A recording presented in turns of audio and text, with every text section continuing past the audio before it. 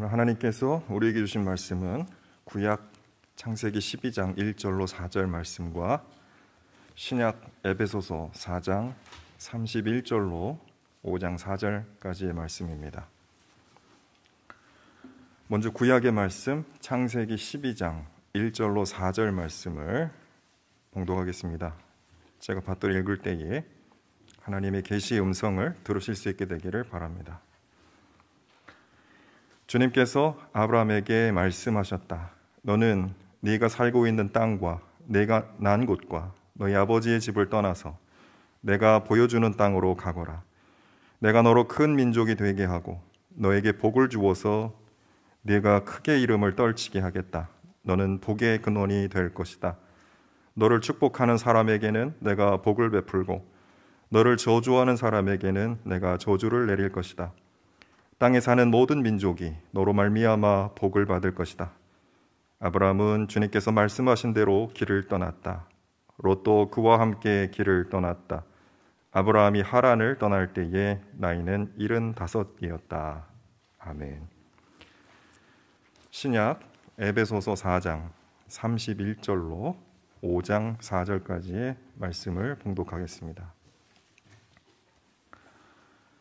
모든 악독과 격정과 분노와 소란과 욕설은 모든 악의와 함께 내버리십시오. 서로 친절히 대하며 불쌍히 여기며 하나님께서 그리스도 안에서 여러분을 용서하신 것과 같이 서로 용서하십시오. 그러므로 여러분은 사랑을 받는 자녀답게 하나님을 본받는 사람이 되십시오. 그리스도께서 여러분을 사랑하셔서 우리를 위하여 하나님 앞에 향기로운 예물과 제물로 자기 몸을 내어주신 것과 같이 여러분도 사랑으로 살아가십시오. 음행이나 온갖 더러운 행위나 탐욕은 그 이름조차도 여러분의 입에 담지 마십시오. 그렇게 하는 것이 성도에게 합당합니다. 더러운 말과 어리석은 말과 상스러운 농담은 여러분에게 어울리지 않습니다. 오히려 여러분은 감사의 찬말을 하십시오. 아멘. 성가대 찬양 은혜를 많이 받았습니다. 오늘 여러분 예배 순서를 받았을 때 설교 제목을 보고 무슨 생각이 들었는지 모르겠습니다. 두 번째 인생. 이거 벗어도 되죠? 무엇이 두 번째 인생일까요? 어떤 분은 은퇴 후의 삶이 두 번째 인생이라고 볼 수 있지 않느냐. 아브라함이 받은 음성은 못 받았지만 집을 떠나서 현재 터전을 떠나서 시골로 내려가는 분도 있습니다. 저도 은퇴를 앞두고 시골에서 살고 싶었습니다. 그래서 금산 지역 정도면 좋겠다 해서 몇 번 헤맸는데 집에서 강력히 반대하는 분이 있어갖고 그냥 조용히 접었습니다. 그래서 대전에서 살고 있습니다. 또 어떤 분은 결혼하게 되면 그게 두 번째 인생이라고 볼 수 있지 않느냐. 아비집을 떠나서 사랑하는 사람과 함께 새로운 삶을 시작하니까 그게 두 번째 인생이다. 이런 생각을 할 수도 있습니다. 그럼 아브라함에게는 무엇이 두 번째 인생이었겠습니까? 그분은 이미 오래전에 사라하고 결혼했고 또 본문 이하를 보면 왕성하게 활동을 하고 있으니까 은퇴 생활이라고도 볼 수 없고 아브라함에게는 무엇이 두 번째 인생이었겠습니까? 하나님과 함께하는 삶. 아브라함은 75세에 하나님의 음성을 듣고 하나님의 말씀에 순종해서 하나님과 함께 사는 삶을 결단했습니다. 여러분은 이런 의미에서 두 번째 인생을 언제 시작했습니까? 그날을 좀 더 구체적으로 아는 분도 있겠지만 많은 분들은 그냥 살다 보니까 이미 하나님의 은혜에 감격하고 내가 지금까지 하나님과 함께 살아왔구나 하는 그런 자각이 들었을 수 있을 것 같습니다. 언제부터 두 번째 인생을 시작했는지 알면 좋습니다만은 몰라도 문제는 아니라고 생각을 합니다. 중요한 것은 두 번째 인생을 잘 살아나가는 겁니다. 두 번째 인생을 잘 살아나가는 데 있어서 결정적으로 중요한 것이 무엇일까요? 믿음입니다. 믿음은 두 번째 인생을 출발시키는 원동력이고 계속해서 하나님과 더불어 살아가게 할 수 있는 힘이 바로 믿음입니다. 오늘 교동문에서도 우리가 함께 읽었습니다마는 믿음이 없으면 하나님을 기쁘시게 할 수가 없고 믿음이 없으면 하나님의 백성으로 하나님의 사람으로 살 수가 없습니다. 아브라함의 두 번째 인생 여정은 어떻게 시작되었을까? 바로 본문에 나와 있습니다. 그런데 아쉽게도 본문에는 믿음이라는 단어가 한 번도 나오지를 않습니다. 그렇지만 히브리서 기자는 이 본문에서 믿음을 찾아냈습니다. 그래서 히브리서 11장 8절에 보면 이렇게 본문의 내용을 재해석해 놨습니다. 믿음으로 아브라함은 부르심을 받았을 때에 순종하고 자기 몫으로 받을 땅을 향해 나갔습니다. 그렇습니다. 아브라함의 두 번째 인생을 출발시킨 것은 믿음이었습니다. 믿음이 뭡니까? 물론 여러 가지로 믿음에 대해서 설명할 수 있습니다만은 칼뱅은 오늘 본문 12장 1절에 담겨 있는 뜻을 아주 간결하게 이렇게 설명했습니다. 너 자신을 맡겨달라.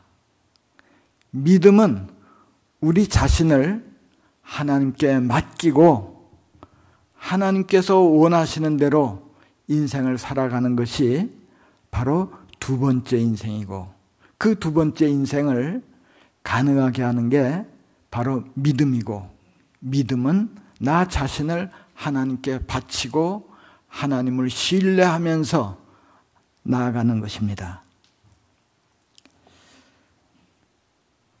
우리는 자신을 하나님과 함께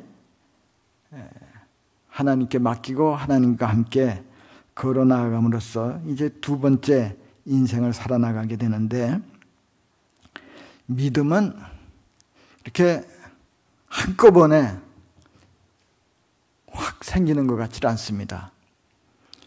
오늘 본문부터 계속해서 22장에서 믿음의 결정적인 모습을 보여주는 내용에 이르기까지 아브라함은 우여곡절을 겪으면서 때로는 실패하고 죄를 짓고 실수하고 그러면서 하나님에 대해서 계속해서 더 깊은 신뢰를 갖게 되고 하나님 보시기에 합당한 모습으로 살게 된 것이 아닌가 그런 생각을 합니다.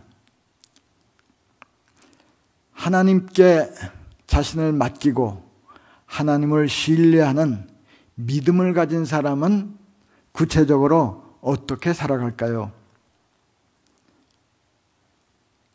상황 따라 또 사람의 어떤 성격 따라 그 믿음은 다양한 모습으로 나타나는 것 같습니다. 히브리서 11장을 아브라함의 뒤를 이어 여러 믿음의 선조들이 믿음으로 살아간 내용을 간결하게 이렇게 요약하고 있는데 거기를 읽어보면 항상 믿음으로 이렇게 표현을 합니다. 믿음으로 아브라함이 이렇게 했다. 믿음으로 이삭은, 야곱은 죽을 때 믿음으로 이렇게 했다. 믿음으로 모세는 애굽의 모든 금은 보화를 중요하게 여기지 않고 자기 백성과 함께 고난을 받았다. 이렇게 계속 써나간 다음에 히브리서 11장 33절에는 이렇게 기록합니다. 그들은 믿음으로 나라들을 정복하고 정의를 실천하고 약속된 것을 받고 사자의 입을 막고 불의 위력을 꺾고 칼날을 피하고 약한 데서 강해졌다. 그리고 계속해서 36절을 읽어보면 믿음의 선조들은 온갖 시련 가운데서 끝까지 견디고 버텼다고 그렇게 말씀하고 있습니다. 저는 그 히브리서 11장 믿음의 선조들의 이야기를 보면서 와, 이분들 정말 믿음의 근육이 탄탄했네, 그런 생각을 했습니다. 왜 믿음 이야기를 읽다 근육 얘기를 떠올리게 됐냐 하면 그 TV를 보다가 건강 프로그램이요, 그 의사들이 나와서 그러더라고요. 사람의 몸을 지탱하는 건 뼈가 아니라 사실은 근육입니다. 근육은 나이가 들수록 더 잘 유지를 해야 되는데 겉근육은 이렇게 힘을 쓰고 이런 활동하는 게 겉근육인데 또 속근육이 단단해야 사람이 잘 힘을 버티고 체형을 유지하고 이러니까 앞으로는 속근육을 단단하게 만들어야 됩니다. 그런 얘기를 들었어요. 그래서 그 관점을 갖고 히브리서에 나오는 믿음으로 산 사람들의 이야기를 이렇게 보니까 사람 따라서 어떤 사람은 겉근육이 튼튼해 갖고 그 믿음으로 악과 싸우고 정의를 실천하고 불의 위력을 꺾고 이렇게 활동을 했는데, 또 어떤 사람은 믿음의 속근육이 튼튼한지 어떤 어려움과 원망스러운 삶 속에서도 견디고 버티고 믿음을 잘 지킴으로써 두 번째 인생을 잘 살아나간 것을 보게 됩니다. 여러분, 두 번째 인생을 잘 살려면은 평소에 믿음의 근육을 잘 발달시켜 놔야 됩니다. 그래야 갑자기 어려움을 겪었을 때 그 시련 속에서 잘 견뎌내고 필요하면 악과 투쟁할 수 있는 힘을 발휘할 수 있는 것입니다. 여러분은 하나님을 깊이 신뢰하면서 믿음으로 두 번째 인생을 잘 살고 계십니까? 그렇다고 대답해야겠죠. 그런데 하나님도 여러분을 신뢰할 수 있는지 잘 모르겠습니다. 좋은 일이 있고 뭔가 잘 되면은 할렐루야 아멘 그러면서 막 믿음이 치솟는 것 같은데, 조금 어려움이 있고 누구한테 상처를 받으면 힘이 쭉 빠져갖고 하나님이 계시다면 어찌 이럴 수가 있나 하면서 또 버텨내지를 못하고 축 늘어진다면은 그건 좀 곤란하지 않겠습니까? 그런데요, 저는 믿음의 근육은 탄탄하게 잘 단련시킬 뿐 아니라 때로는 잘 풀어주는 것도 중요한 게 아닌가 하는 그런 생각을 했습니다. 근육을 잘 제때 풀어주지 않고 방치하면 어떻게 됩니까? 근육 운동 막 하고 풀어주지 않고 그러다 보면 그냥 목이 아프고 등이 결리고 힘듭니다. 근육은 때로 잘 풀어줌으로써 몸을 부드럽고 편하게 만듭니다. 저는 믿음은 적극적으로 행동하고 때로는 버티고 방어할 뿐만 아니라 믿음은 하나님 안에서 잘 쉬는 모습을 통해서도 나타나지 않는가 그런 생각을 했습니다. 믿음으로 사는 사람은 삶이 경직되지 않습니다. 믿음으로 사는 사람은 보이는 것만 의지하지 않기 때문에 보이는 것 속에서 보이지 않는 세계를 보면서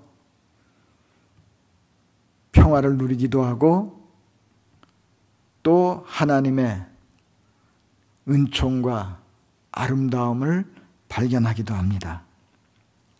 덧없는 세월 속에서 영원한 세계를 보기 때문에 지나치게 흥분하거나 그렇게 경직된 태도로 살지를 않습니다.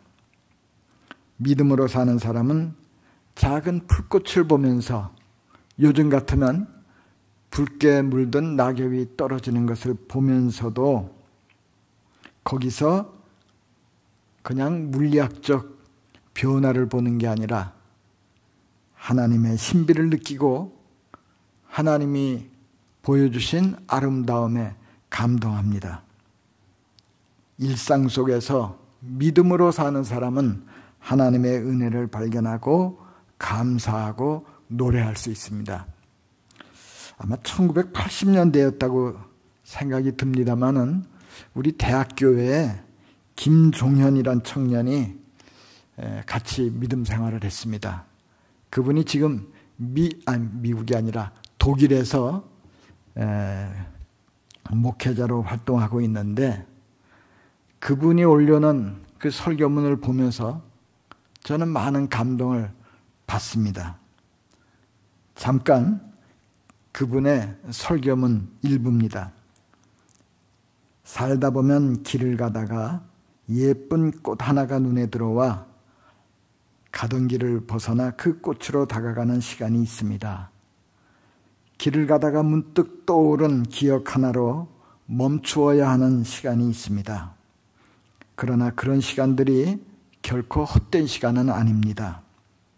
우리가 주님을 믿고 살아가는 것은 그분의 능력을 힘입어 좌우를 살피지 않고 목적을 향해 온전히 달려가는 삶의 태도를 갖기 위함이 아닙니다. 내 능력을 넘어서 하늘의 능력을 힘입어 결국 내가 원하는 것을 성취하기 위해 믿음을 갖는 것도 아닙니다. 오히려 삶의 모든 순간순간 모든 만남들 앞에서 정직하게 반응하고 그런 모든 작은 점들이 하나하나 하나님의 뜻을 이루며 합력하여 가는 것을 보는 것이 믿음이 아니겠습니까?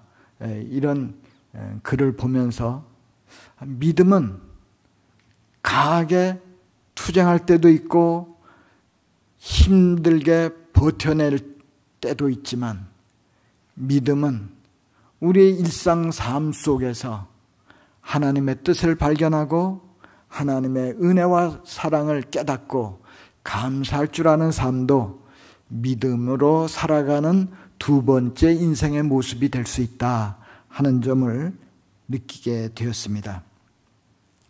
이제 다시 창세기 본문으로 돌아갑니다. 창세기 12장 2절과 3절은 하나님께서 아브라함에게 약속의 말씀을 주십니다. 너는 복의 근원이 될 것이다. 땅에 사는 모든 민족이 너로 말미암아 복을 받을 것이다. 이 말씀에서 우리는 무엇을 생각하게 됩니까? 하나님께서 아브라함을 불러 하나님과 함께 두 번째 인생을 살게 하신 이유는 다른 사람에게 복이 되는 인생, 다른 사람에게 복을 전달하는 그런 사람으로 살아가라고 하는 뜻이 아브라함에게 주어진 것이라고 저는 봅니다. 두 번째 인생은 하나님을 신뢰하고 따르는 것이 중요한 만큼 다른 사람과 좋은 관계를 맺고 다른 사람에게 좋은 영향을 끼치고 나 때문에 다른 사람이 더 행복해지고 더 지혜로워지고 더 성장할 수 있게 된다면 그게 바로 두 번째 인생을 살아가는 사람의 표가 아닌가, 저는 그렇게 생각을 합니다. 사실 우리는 혼자 살 수가 없습니다. 다른 사람과 함께 살아갑니다. 오늘 지금의 제가 된 것은 다른 사람이 부모가 됐든 형제가 됐든 친구가 됐든 다른 사람이 저를 사랑해 주었기 때문입니다. 누군가 선생님이 저를 잘 가르쳐 주었기 때문에 지금의 나로 살고 있습니다. 마찬가지로 우리는 살아가면서 다른 사람에게 어떤 영향을 주게 마련인데 우리가 어떤 영향을 주면서 사는 사람이 되어야 할까? 그걸 한번 깊이 생각해 보시면 좋을 것 같습니다.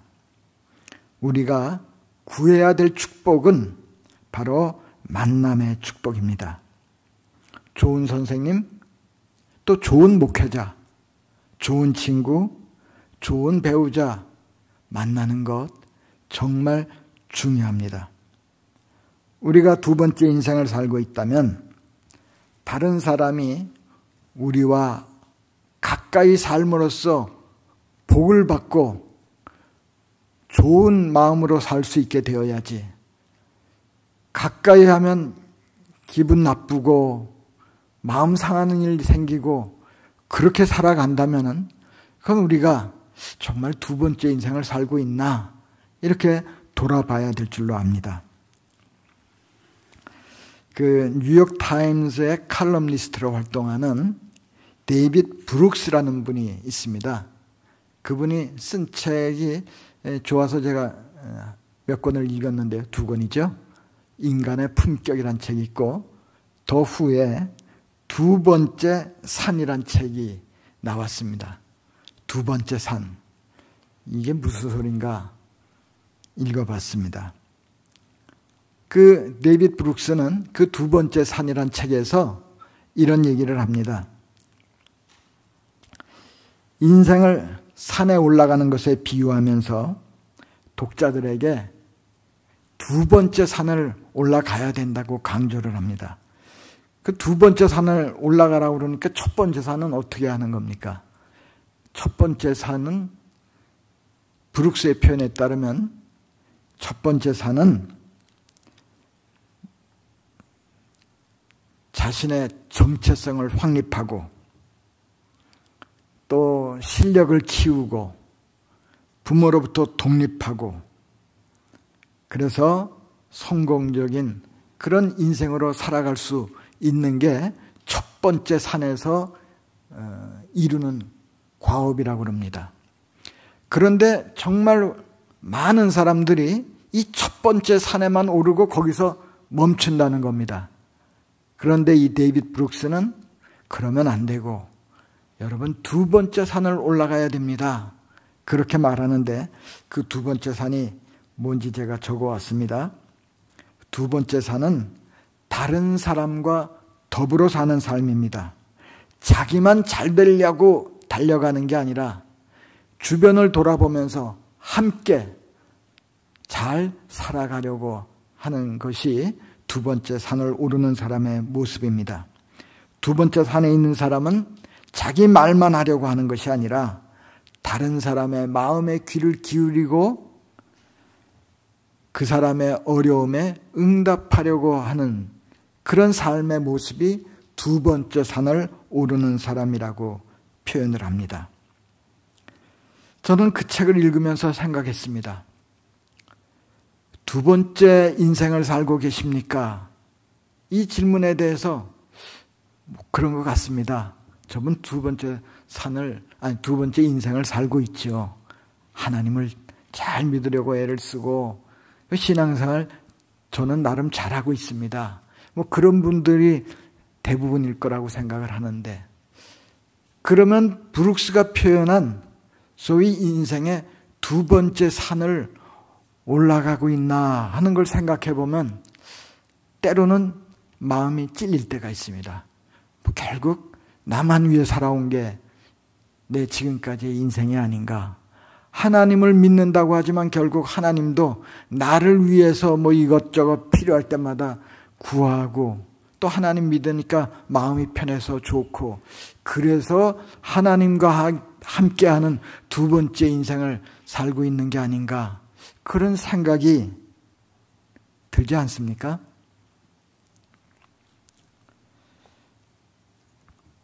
두 번째 인생은 믿음으로 살아가는 삶인 동시에 사랑으로 살아가는 삶입니다.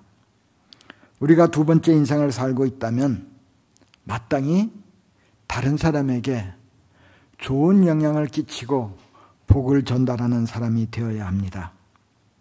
어떻게 복을 다른 사람에게 전달할 수 있을까? 어떻게 하는 것이 복을 다른 사람에게 전달하는 것일까? 그냥 오늘 본문 창세기 12장 1절부터 쭉 읽어 나가다 보면은 물론 그걸 위해서 기록된 건 아니겠습니다만은 아브라함의 생애를 보면 참 다른 사람에게 복이 되는 삶을 살았던 것 같습니다. 가는 곳마다 단을 쌓고 하나님께 제사를 드렸습니다. 예배 생활을 잘 했다는 거죠.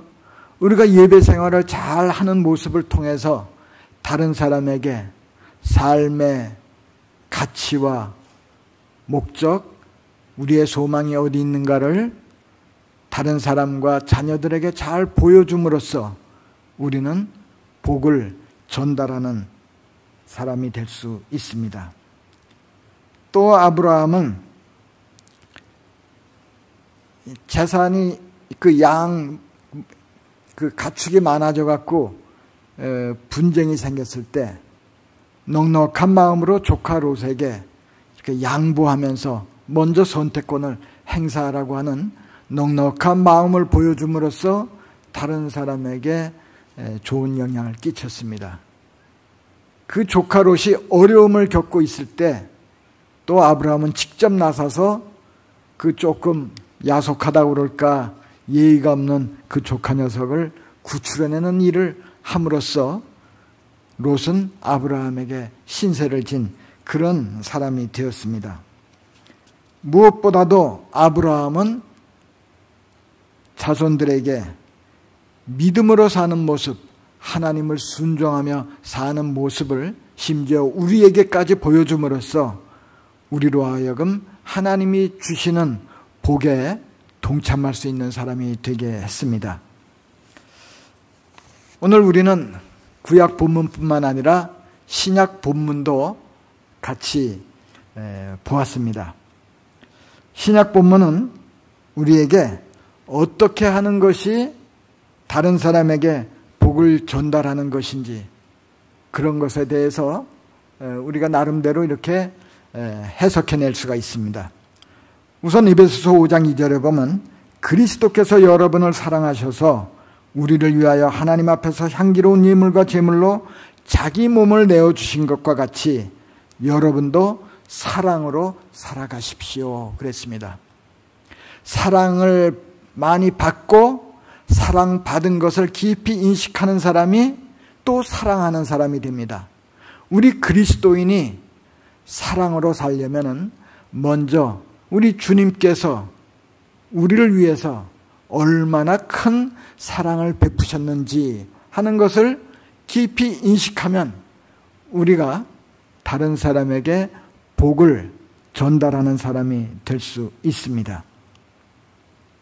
그런데 오늘 신약성경 본문에 보면 복을 전달하는 사람이 되려면 먼저 버려야 할 것이 있다고 했습니다.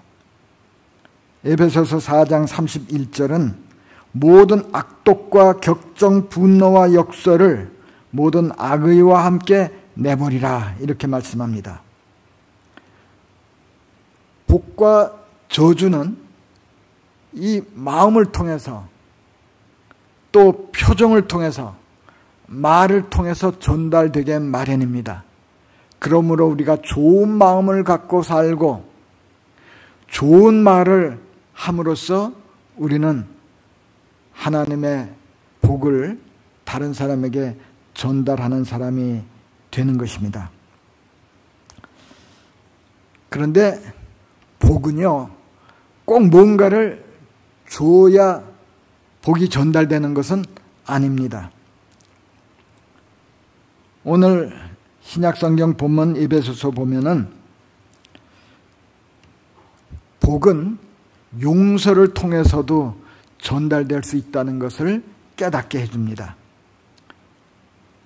다른 사람을 불쌍히 여기고 용서함으로써 우리는 그 사람에게 해방감을 주고 혹은 회개하게 하고 혹은 기쁜 마음으로 다시 좋은 관계를 형성할 수 있게 해줄 수가 있습니다. 그런데 사실은 우리 경험을 통해서 압니다마는 내게 있는 돈 얼마를 주는 것보다 용서하는 것이 훨씬 힘듭니다. 힘들다고 해서 용서를 거부하는 것은 하나님이 우리에게 말씀하신 사랑을 실천하는 것이 아닙니다. 다른 사람에게 복을 전달하는 사람이 되기를 거부하는 것입니다.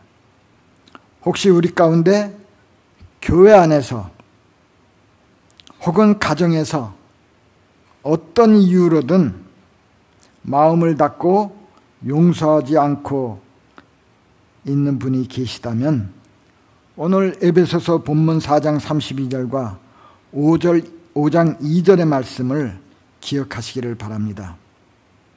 서로 불쌍히 여기며 하나님께서 여러분을 용서하신 것 같이 서로 용서하십시오 그랬습니다. 용서하지 않으면 상대방도 해방을 누리지 못하고 나 자신도 마음이 불편하고 힘들어집니다.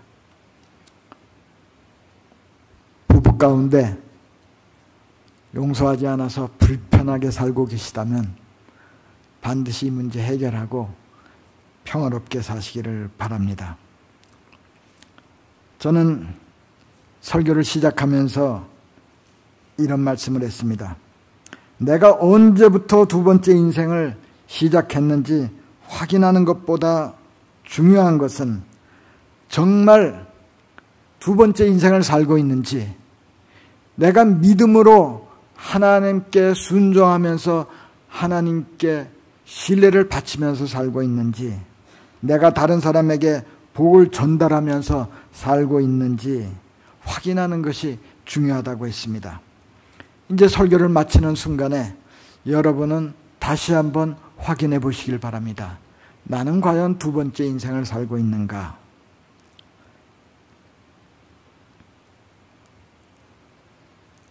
나는 정말 믿음과 사랑으로 살고 있는가? 그 질문에 대해서 여러분은 어떻게 지금 대답하고 계십니까? 저는 공통적으로 빌립보서 3장 12절 말씀이 우리의 마음과 생각을 표현하고 있는 게 아닌가 그런 생각을 해봤습니다. 제가 읽어드릴게요. 나는 이것을 이미 얻은 것도 아니며 이미 완전해졌다는 것도 아닙니다. 그리스도 예수께서 나를 사로잡으셨으므로 나는 그것을 쫓아가고 있습니다. 아직 우리는 하나님께서 원하시는 두 번째 인생을 완전하게 살고 있지 못하고 목적지에 다다르지 못했습니다. 우리 삶의 우여곡절이 계속 있고 때로는 실패하고 넘어질 것입니다.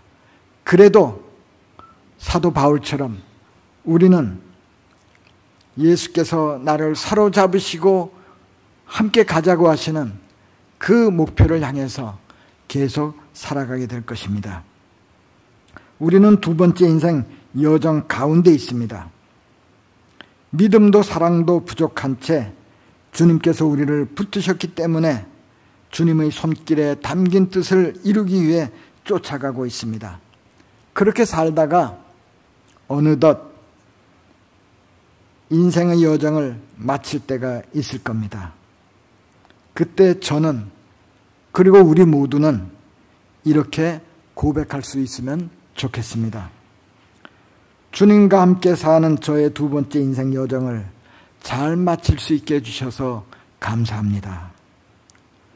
하나님, 저를 귀한 손님으로 맞아주시니 제 잔이 넘치나이다. 모든 것이 하나님의 은혜입니다. 감사합니다. 이 말로 우리가 주님 앞에서 고백할 수 있다면 비록 부족하지만 우리는 두 번째 인생을 잘 살았다고 말할 수 있습니다. 기도하겠습니다. 사랑이 많으신 하나님 아버지, 우리들을 주님과 함께 걷는 두 번째 인생으로 살아가도록 불러주셔서 감사합니다. 오나옵기는 이 풍파 많고 유혹이 많고 시련이 많은 세상 가운데서 더욱 주님을 의지하며 평소의 믿음을 잘 단련하여 어떤 어려움이 있든지 믿음으로 극복할 수 있도록 저희들에게 필요한 은총을 베풀어 주시옵소서. 우리가 지금까지 다른 사람 덕분에 여기까지 이 모습으로 살게 되었습니다. 앞으로 남은 생에 우리가 다른 사람에게 좋은 영향을 끼치고 다른 사람에게 하나님이 주시는 복을 전달하는, 축복하는 인생이 되도록 도와주시옵소서. 예수님의 이름으로 기도드리옵나이다.